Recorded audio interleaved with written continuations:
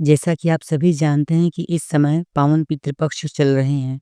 इस पितृपक्ष में भगवद गीता का 7वें अध्याय का पाठ किया जाता है। यह पाठ करने से भगवान श्री कृष्ण के द्वारा बताए गए मार्ग का अनुसरण होता है और इससे पितरों को मुक्ति प्राप्त होती है। यह अध्याय ज्ञान विज्ञान योग, पितृदोष से मुक्ति और पितरों को मोक्ष दिलाने में सहायक माना जाता है। इस अध्याय के पाठ से पितृ प्रेत योनि से तो मुक्त होते ही हैं और साथ-साथ आपके भी जीवन से, आपकी भी कुंडली से पितृदोष समाप्त होता है, पितृबाधा का निवारण होता है और परिवार को सुख शांति मिलती है। साथ-साथ पितरों को भी असीम शांति का अनुभव होता है। गरुड़ पुराण के सदृश ही भगवद गीता के 7वें अध्याय का पाठ करने से सभी प्रकार की बाधाओं से मुक्ति भी मिलती है और इस प्रकार से पितृपक्ष के दौरान इस अध्याय का पाठ करना विशेष रूप से फलदायी और शुभ होता है। पितृदोष में लाभ मिलता है, पितरों को मुक्ति प्राप्त होती है। तो ऐसा बताया गया है कि पितृदोष से जब मुक्ति प्राप्त होती है तो प्रेत योनि से पितृ अलग होकर मोक्ष की ओर अग्रसर होते हैं। पितृ प्रसन्न होते हैं और मोक्ष प्राप्ति मिलती है तो आपके भी जीवन से कई सारे कष्ट दूर होते हैं। पितृदोष का निवारण कुंडली से भी हो जाता है। घर में सकारात्मक ऊर्जा फैलती है। पितृदोष के समाप्त होने पर घर में भी एक सकारात्मक वातावरण का माहौल बनता है, ऊर्जा फैलती है, जिससे परिवार के सभी कष्ट परेशानियां दूर होती हैं और आनंद की प्राप्ति होती है। वहीं अब हम आपसे यह बताते हैं कि कब और कैसे करें पाठ। देखिए, सभी लोग पितृपक्ष के दौरान इस समय भगवद गीता के अध्याय 7 का पाठ करते हैं, लेकिन कुछ लोग गलतियां भी कर रहे हैं। वास्तव में श्राद्ध पक्ष के दौरान या फिर पितृपक्ष के पक्ष में इस समय इस अध्याय के सभी 30 श्लोकों का पाठ करना चाहिए। अगर आप स्वयं पाठ नहीं कर सकते हैं या संस्कृत पढ़ने में आपकी अक्षमता है, नहीं आती है, तो आप किसी योग्य ब्राह्मण से इस अध्याय का पाठ करा सकते हैं। यदि आप गरुड़ पुराण का पाठ नहीं करा सकते, जिसका कि खर्च लाखों में आता है, हज़ारों में आता है, पंडित लोग, यजमान लोग लेते हैं, तो आप खुद से या फिर किसी योग्य पंडित के माध्यम से भगवद गीता के अध्याय 7 का भी पाठ करवा सकते हैं। और अगर आप पंडित जी से भी पाठ नहीं करा सकते, इतनी भी क्षमता नहीं है, तो आप स्वयं से ही पाठ पढ़ सकते हैं और हिंदी पाठ पढ़ सकते हैं। मैं तो आपसे यह भी कहूँगा कि आप हिंदी पाठ पढ़ लें। ज़रूरी नहीं है कि आप संस्कृत में ही पाठ पढ़ें, ज़रूरी नहीं कि आप संस्कृत के ही उच्चारण करें। अगर आपके अंदर सच्ची श्रद्धा और विश्वास है, तो भगवान श्री कृष्ण के बताए गए किसी भी मंत्र का आप हिंदी में भी पाठ करके वही फल प्राप्त कर सकते हैं। बताया तो यह भी जाता है कि पाठ का उद्देश्य पितरों को मोक्ष प्रदान करना और उनसे संबंधित बाधाओं को दूर करना होता है। अगर आप इस प्रकार से पाठ करते रहते हैं तो पूरे पितृपक्ष के दौरान आपको असीम शांति का अनुभव होगा। आप खुद ही पितरों की कृपा प्राप्त होगी, ऐसा आप प्रत्यक्ष अनुभव करने लगेंगे। तो भगवद गीता के इस अध्याय का सारांश क्या है? भगवद गीता का यह 7वां अध्याय भगवान श्री कृष्ण द्वारा अर्जुन को दिव्य ज्ञान प्रदान करने का अंश है, जो उन्हें सृष्टि के परम स्रोत के रूप में प्रकट करता है। यह अध्याय सिखाता है कि कैसे सच्चे और ज्ञानपूर्वक भक्ति से ईश्वर की ओर उन्मुख होकर भौतिक इच्छाओं से ऊपर उठकर मोक्ष की प्राप्ति की जा सकती है। श्राद्ध पक्ष के समय इसका पाठ करने से पितरों को सर्वोच्च शक्ति में विलीन होने का मार्ग मिलता है, उनका अनुसरण करते हैं तो इतना शुभ फल मिलता है। तो आइए अब हम अध्याय 7 की भगवद गीता के इस पावन पितृपक्ष में इस समय इस 7वें अध्याय का पाठ करते हैं। इसका हिंदी और संस्कृत संस्करण हम आपके साथ प्रस्तुत कर रहे हैं। तो आइए पाठ को प्रारंभ करते हैं। श्री भगवान उवाच मय्यासक्तमनाः पार्थं योगं युज्जन्मदाश्रयः असंशयं समग्रं मां यथा ज्ञास्यसि तच्छृणुः। श्री भगवान बोले, हे पार्थ, अनन्य प्रेम से मुझ में आसक्त चित्त तथा अनन्य भाव से मेरे परायण होकर योग में लगा हुआ तू जिस प्रकार से संपूर्ण विभूति, बल, ऐश्वर्य आदि गुणों से युक्त सबके आत्मरूप मुझको संशय रहित जानेगा, उसको सुन। ज्ञानम तेहम सविज्ञानमिदं वक्ष्याम्य शेषतः यज्ञात्वा नेहम भूयो अन्य यज्ञातव्य मम अवशिष्यते। मैं तेरे लिए इस विज्ञान सहित तत्व ज्ञान को संपूर्णतया कहूँगा, जिसको जानकर संसार में फिर कुछ और भी जानने योग्य शेष नहीं रह जाता। मनुष्याणां सहस्रेषु कश्चिद्यतत सिद्धये यततामपि सिद्धानां कश्चिन्मां वेति तत्त्वतः। हजारों मनुष्यों में कोई एक मेरी प्राप्ति के लिए यत्न करता है और उन यत्न करने वाले योगियों में भी कोई एक मेरे परायण होकर मुझको तत्व से अर्थात यथार्थ रूप से जानता है। भूमिरापो अनलो वायुः खं मनो बुद्धिरेव च अहंकार इतीयं मे भिन्ना प्रकृतिर अष्टधा अपरेमितं तत्स्वन्या प्रकृतिं विद्धिं मे परां जीवभूतां महाबाहो ययेदं धारते जगत् पृथ्वी जल अग्नि वायु आकाश मन बुद्धि और अहंकार भी। इस प्रकार यह 8 प्रकार से विभाजित मेरी प्रकृति है। यह 8 प्रकार के भेदों वाली तो अपरा अर्थात मेरी जड़ प्रकृति है। और हे महाबाहो, इससे दूसरी को जिससे यह संपूर्ण जगत धारण किया जाता है, मेरी जीव रूपा परा अर्थात चेतन प्रकृति जान। एतद्योनीनि भूतानि सर्वाणि यत्कृपधारयः अहं कृष्णस्य जगतः प्रभवः प्रलयस्तथा। हे अर्जुन, तो ऐसा समझ कि संपूर्ण भूत इन दोनों प्रकृतियों से ही उत्पन्न होने वाले हैं और मैं संपूर्ण जगत का प्रभाव तथा प्रलय हूँ अर्थात संपूर्ण जगत का मूल कारण हूँ। मत्तः परतरम नान्य किंचिदस्ति धनंजय मयि सर्वविदं प्रोतम सूत्रे मणिगणा इव। हे धनंजय, मुझसे भिन्न दूसरा कोई भी परम कारण नहीं है। यह संपूर्ण जगत सूत्र में सूत्र के मणियों के सदृश मुझ में ही गुंथा हुआ है। रसोऽहमपत्सु कौन्तेय प्रभास्मि शशिसूर्ययोः प्रणवः सर्ववेदेषु शब्दः हे पौरुषं नृषु। हे अर्जुन, मैं जल में रस हूँ, चंद्रमा और सूर्य में प्रकाश हूँ, संपूर्ण वेदों में ओंकार हूँ, आकाश में शब्द और पुरुषों में पुरुषत्व हूँ। पुण्यो गंधः पृथिव्यां च तेजश्चास्मि विभावसो जीवनं सर्वभूतेषु तपस्यामि तपस्विषुः। मैं पृथ्वी में पवित्र, गंध और अग्नि में तेज हूँ, संपूर्ण भूतों में उनका जीवन हूँ और तपस्वियों में तप हूँ। बीजं मां सर्वभूतानां विद्धि पार्थं सनातनं बुद्धिर्बुद्धिर्मतामस्मि तेजस्तेजस्विनामहम्। हे अर्जुन, तू संपूर्ण भूतों का सनातन बीज मुझको ही जान। मैं बुद्धिमानों की बुद्धि और तेजस्वियों का तेज हूँ। बलम बलवताम चाहम काम रागम विवर्जितम धर्मा विरुद्धो भूतेषु कामो अस्मि भरतर्षभ। हे भरत श्रेष्ठ, मैं बलवानों का आसक्ति और कामनाओं से रहित बल अर्थात सामर्थ्य हूँ और सब भूतों में धर्म के अनुकूल अर्थात शास्त्र के अनुकूल काम हूँ।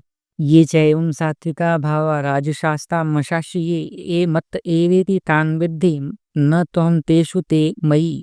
और भी जो सत्वगुण से उत्पन्न होने वाले भाव हैं जो रजोगुण से तथा तमोगुण से होने वाले भाव हैं, उन सब को तो मुझसे ही होने वाले हैं ऐसा जान, परंतु वास्तव में उनमें मैं और वे मुझ में नहीं हैं।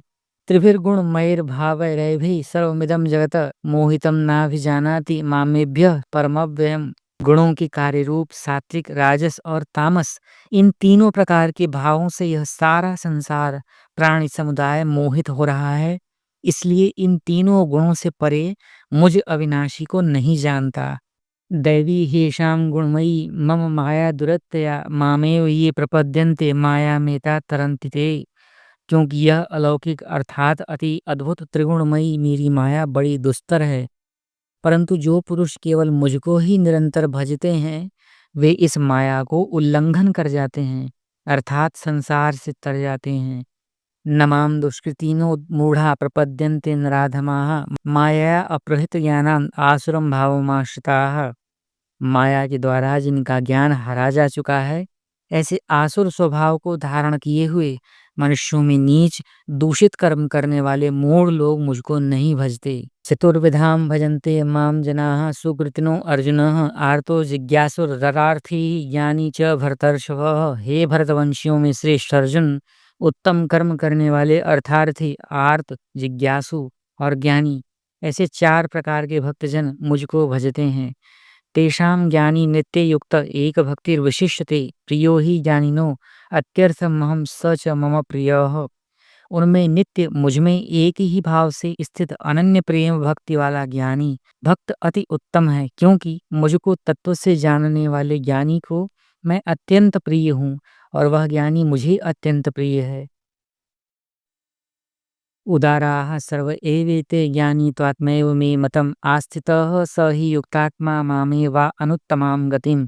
ये सभी उदार हैं, परंतु ज्ञानी तो साक्षात मेरा स्वरूप ही है, ऐसा मेरा मत है। क्योंकि वह मदगत मन बुद्धि वाला ज्ञानी भक्त अति उत्तम गति स्वरूप मुझ में ही अच्छी प्रकार स्थित है। बहूनां जन्मनामन्ते ज्ञानवान् मां प्रपद्यते वासुदेवः सर्वमिति स महात्मा सुदुर्लभः। बहुत जन्मों के अंत के जन्म में तत्व ज्ञान को प्राप्त पुरुष सब कुछ वासुदेव ही हैं, इस प्रकार मुझको भजता है वह महात्मा अत्यंत दुर्लभ है।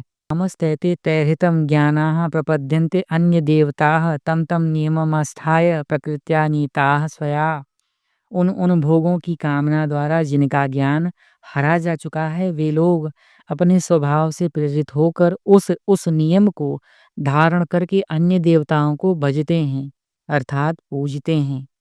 यो यो याम याम तनु भक्तः श्रद्धया अर्चितुम इच्छति तस्य तस्याचलाम श्रद्धाम तामेव विदताम्यहम्। जो सकाम भक्त जिस जिस देवता के स्वरूप को श्रद्धा से पूजना चाहता है उस भक्त की श्रद्धा को मैं उसी देवता के प्रति स्थिर करता हूँ।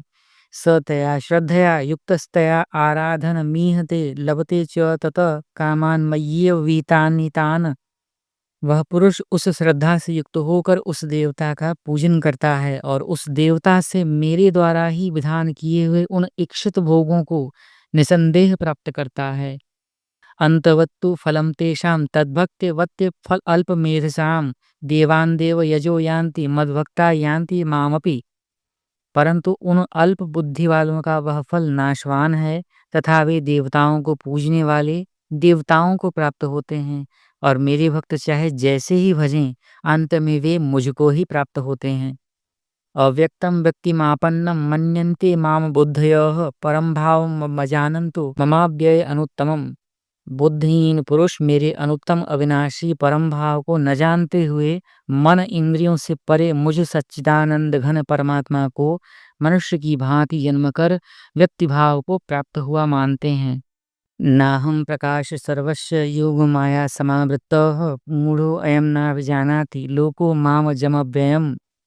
अपनी योग माया से छिपा हुआ मैं सबके प्रत्यक्ष नहीं होता, इसलिए यह अज्ञानी जन समुदाय मुझ जन्म रहित अविनाशी परमेश्वर को नहीं जानता अर्थात मुझको जन्मने मरने वाला समझता है। वेदाहं समतीतानि वर्तमानानि चार्जुन भविष्याणि च भूतानि माम तु वेद न कश्चन। हे अर्जुन, पूर्व में व्यतीत हुए और वर्तमान में स्थित तथा आगे होने वाले सब भूतों को मैं जानता हूँ, परंतु मुझको कोई भी श्रद्धा भक्ति रहित पुरुष नहीं जानता। इच्छा द्वेष समुत्थेन द्वंद्व मोहेन भारत सर्वभूतानि सम्मोहम सर्गे यान्ति परंतप। हे भरतवंशी अर्जुन, संसार में इच्छा और द्वेष से उत्पन्न सुख दुख आदि द्वंद्व रूप से मोह से संपूर्ण प्राणी अत्यंत अज्ञता को प्राप्त हो रहे हैं। येषां त्वन्तगतं पापं जनानां पुण्यकर्मणां ते द्वंद्व मोह निर्मुक्ता भजन्ते माम दृढ़व्रताः।